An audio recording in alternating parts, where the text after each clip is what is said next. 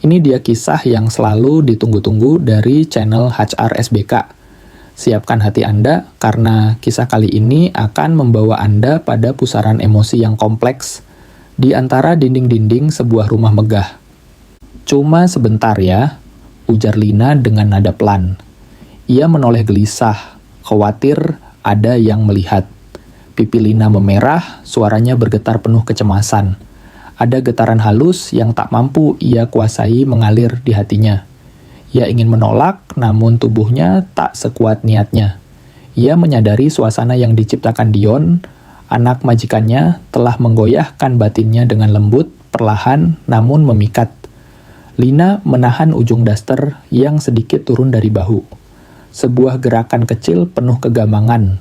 Ia belum rela, belum siap, namun juga tak tega untuk menghentikan. Dion tak mundur. Pandangannya semakin tajam, matanya berbinar saat menatap Lina yang mulai goyah. "Aku janji cuma sebentar, cuma ingin tahu saja," bisiknya dengan bujuk rayu sambil mendekat. Lina tak punya ruang untuk mundur. Punggungnya sudah menempel di dinding dapur. Dion kian mendekat, terlalu dekat. Hampir setahun Lina bekerja di rumah itu. Tetapi kali ini Dion tiba-tiba berbeda. Pagi itu baru pukul 9. Dion sudah rapi, selesai sarapan, tapi alih-alih berangkat kuliah, ia memilih tinggal di rumah. Menyisihkan waktu, katanya, karena ada rasa ingin tahu yang ingin ia tuntaskan. Meski Lina berusaha menolak bujukan Dion, pemuda itu begitu gigih. "Cuman ingin lihat sebentar doang. Nggak akan aneh-aneh," katanya. "Udah Den, jangan terus-terusan ngelihatin." "Bibi," panggilan Lina. "Malu," ucap Lina pelan. Selama ini ia belum pernah merasa seperti ini ditatap seorang pria dengan cara begitu. Ia merasakan bahwa Dion tak lagi puas hanya melihat. Ada keinginan lain. Menyentuh, merasakan. "Sebentar doang, Bik. Cuma memegang sebentar, nggak lama," bisik Dion. Tangannya mulai bergerak. Napas Lina tersendat. Ia menggigit bibir, ragu menolak, namun hatinya rapuh. Dan tanpa disadari, Dion telah menyentuh bukan hanya kulitnya, melainkan juga rasa ingin tahunya. "Den, cukup ya Den. Bibi belum selesai cuci piring. Lagian Dion harusnya ke kampus. Nanti telat," ucap Lina lirih, berusaha mengembalikan batas yang mulai samar. Pagi itu waktu seakan menahan napas. Lina, 32 tahun, sudah 2 tahun hidup dalam kesepian. Suaminya, seorang TKI di luar negeri, hanya sempat mengirim kabar sebulan sekali. Demi 2 anaknya yang masih kecil dan diasuh ibunya di kampung, Lina merantau. Sudah hampir setahun ia menjadi asisten rumah tangga di rumah Pak Bima dan Bu Mirna. Pasangan mapan yang jarang di rumah. Rumah megah itu sunyi, kecuali saat Dion, anak sematawayang mereka, sedang libur kuliah. Dion, 22 tahun, gagah, berwajah tampan tapi pendiam. Sejak kecil hidupnya penuh aturan. Dunia Dion kecil dan diam-diam. Sejak kehadiran Lina, dunia itu mulai berubah. Lina berbeda. Wajahnya cantik alami, kulitnya putih bersih, tubuhnya ramping. Ia bekerja dengan kalem, telaten, dan selalu menjaga sopan santun. Dion jatuh hati, tapi ia sendiri tak paham cara mengungkapkannya. Ia hanya bisa memperhatikan, diam-diam mencuri-curi waktu untuk berada di dekat Lina. "Den, jangan dekat-dekat gitu Bibi, jadi nggak enak," ucap Lina pelan.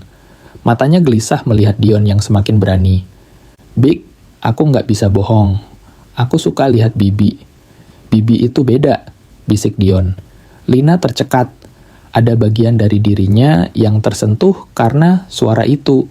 Jujur, polos, lugu, dan menggoda. "Bibi ini udah punya anak dan udah ada suami juga," katanya pelan. "Tapi kan suami Bibi jauh dan Bibi sendirian di sini," jawab Dion. Makin dekat. Lina menahan napas. Tubuhnya menenggang, tapi tak menolak. Ada gejolak yang selama ini ia kubur dalam-dalam, yang kini mulai tumbuh dari sentuhan pelan itu. "Den, Bibi ini bukan perempuan bebas, dan jangan sampai kita nyesal." Dion menatapnya lama, lalu menjawab, "Tapi aku nggak mau cuma lihat dari jauh terus, Bi." Bibi selalu ada di pikiranku. Pagi itu di sudut dinding dapur, Kinanti akhirnya memejamkan mata. Ia pasrah. Namun, detik berikutnya, bukan desahan atau pelukan yang ia rasakan, melainkan kehangatan lembut di keningnya. Sebuah kecupan ringan. Dion menatapnya sebentar. Matanya tenang, senyumnya tipis. "Ya udah, Bik, sekarang aku udah nggak penasaran lagi," ujarnya pelan. "Aku pamit ke kampus ya." Dan ia pun berlalu begitu saja. Hari-hari setelah pagi itu, Dion kembali menjadi dirinya yang dulu. Diam, pendiam, dan penuh jarak. Justru sikap itu yang membuat Lina makin gelisah. Ia pikir akan ada sinyal lanjutan, tapi nyatanya tidak. Sementara hati Lina justru makin tak karuan. Ia mulai memilih daster yang paling bersih dan pas di badan, menyisir rambut lebih rapi, memakai bedak tipis. Semua demi terlihat sedikit lebih cantik di mata Dion. Sore itu hujan turun perlahan. Lina lupa membawa handuk saat mandi. Dengan suara pelan dan agak gemetar, ia memanggil, "Den Dion, maaf ya Bi. Bibi lupa bawa handuk. Bisa tolong ambilin di rak kamar Bibi yang warna biru?" Dion mengangguk ringan tanpa bicara. Tak lama ia menyodorkan handuk ke dalam dari celah pintu yang terbuka sejengkal. Sesaat Dion diam. Lina melihat mata itu tatapan ingin tahu yang tak sepenuhnya disembunyikan. Begitu handuk berpindah tangan, pintu segera ditutup kembali. Di balik pintu, Lina sadar ia sudah bukan sekadar penasaran, ia mulai jatuh hati. Malam itu Pak Bima dan Bu Mirna pergi, rumah terasa milik mereka berdua. Lina menyiapkan makan malam. Saat makan, Dion tiba-tiba berkata, "Kadang aku iri, Bik. Iri sama teman-temanku. Mereka bebas. Sementara aku masih aja, dianggap anak kecil, diproteksi terus. Sampai sekarang aku belum pernah ngerasain pacaran, Bik. Aku juga pengen ngerasain cinta. Pengen punya tempat pulang yang bukan cuma rumah." Lina diam. Kalimat itu terlalu jujur. "Bibi juga pernah merasa kayak gitu," ujar Lina akhirnya. "Bukan karena orang tua, tapi karena keadaan. Karena harus kuat sendiri demi anak-anak Bibi di kampung." Selesai makan, saat Lina mencuci piring, Dion datang membantu. "Bik, kelihatan capek akhir-akhir ini," ujar Dion pelan. "Bibi capek, Den. Tapi bukan cuma badan, kadang hati juga. Tapi ya siapa yang mau dengar keluhan Bibi? Hidup harus dijalani kan?" Jawab Lina dengan senyum pahit. Dion meletakkan lap tangan, lalu berdiri di samping Lina. "Kalau Bibi mau, saya mau jadi orang yang dengerin. Nggak janji bisa bantu apa-apa. Tapi saya mau dengerin, biar Bibi nggak sendirian terus." Lina terhenyak. Mata mereka bertemu. Ada pengakuan yang tak terucap, ada rasa hangat yang mulai tumbuh. Bukan karena nafsu, tapi karena saling mengisi kekosongan. "Saya nggak bisa pura-pura cuek terus, Bik. Sejak kecupan itu, saya nggak bisa berhenti mikirin Bibi."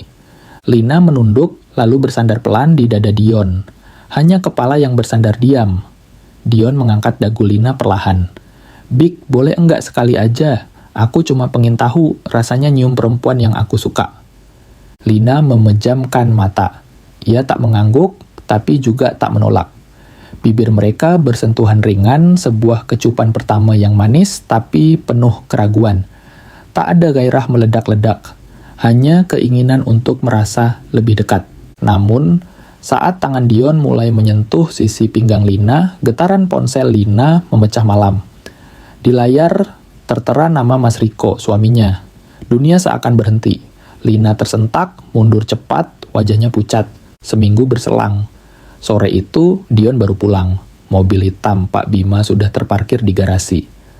Langkah Dion baru menjejak ruang tengah ketika pintu kamar pembantu terbuka. Jantung Dion nyaris copot. Pak Bima keluar dari kamar Lina. Wajahnya datar, buru-buru membenahi letak dasi di bahunya. Dion sudah pulang? Papa cuma balik sebentar ngambil jas yang tadi ketinggalan." Tak menunggu reaksi, Pak Bima langsung berlalu. Dion masih berdiri kaku.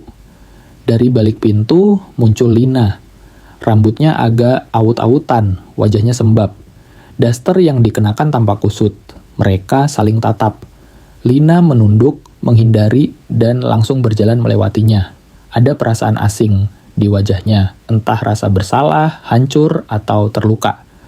Malamnya, terdengar ketukan pelan di pintu kamar Dion. Lina berdiri di sana. Wajahnya lelah, mata sembab.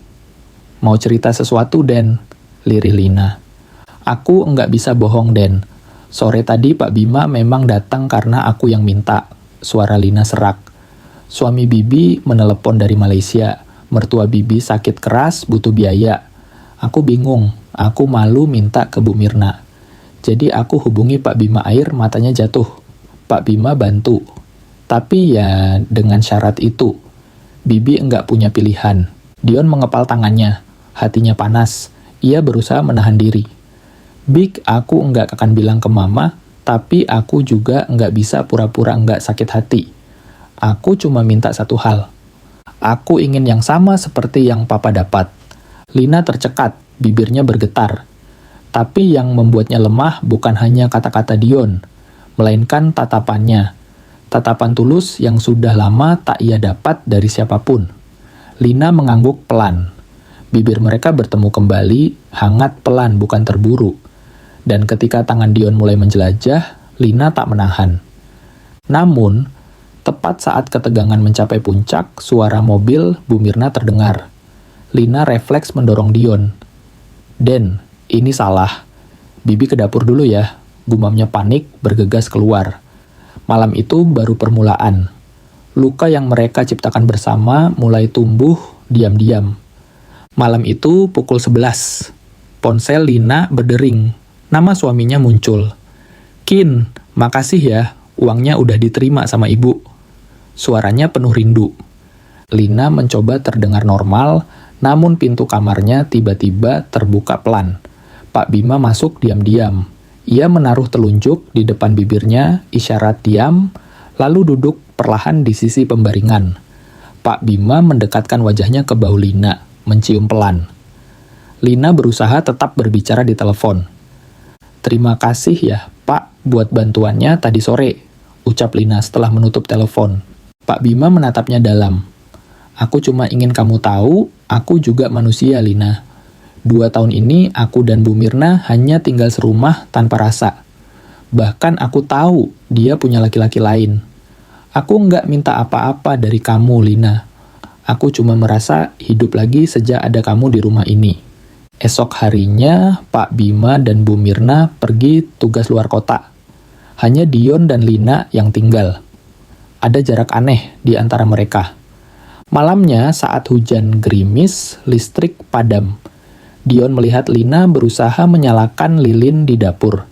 Ia mengenakan daster tipis. "Aku bantu, Bik," ucap Dion. "Bik, papaku waktu itu sore itu kalian..." Dion akhirnya bertanya.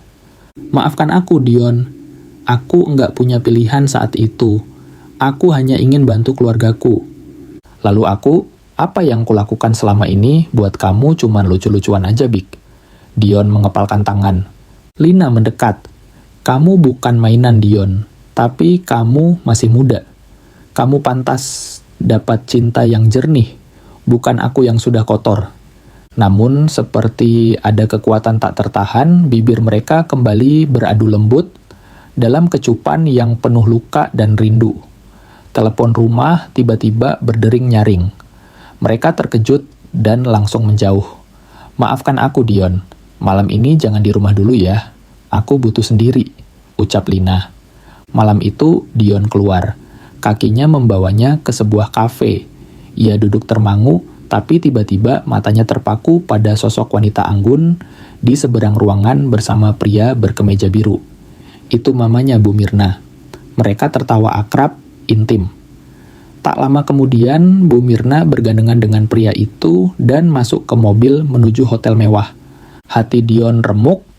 Papanya mencintai pembantu, ibunya berselingkuh, dan dirinya jatuh cinta pada wanita yang disentuh ayahnya sendiri. Keluarga macam apa ini? Malam itu Dion tak pulang. Ia duduk sendirian di taman kota, bahunya gemetar. Kepada para pendengar setia, kisah Lina, Dion, Pak Bima, dan Bu Mirna mengajarkan kita bahwa kesepian adalah racun yang paling mematikan dalam sebuah hubungan. Ketika kehangatan dan kejujuran hilang di antara pasangan, orang akan mencari kehangatan itu di tempat lain, tak peduli status, usia, atau konsekuensi. Ingatlah, komunikasi tulus dan rasa hormat adalah fondasi. Sebelum mencari-cari celah, beranikan diri untuk memperbaiki retak di rumah sendiri. Jangan biarkan sunyi menjadi ruang tumbuh bagi godaan yang menghancurkan. Setiap pilihan yang diambil karena terdesak, baik oleh kebutuhan materi maupun kebutuhan hati, akan selalu menyisakan luka yang tak tersembuhkan, baik bagi diri sendiri maupun orang-orang terkasih. Apakah Anda setuju dengan pesan ini? Berikan komentar dan bagikan pandangan Anda.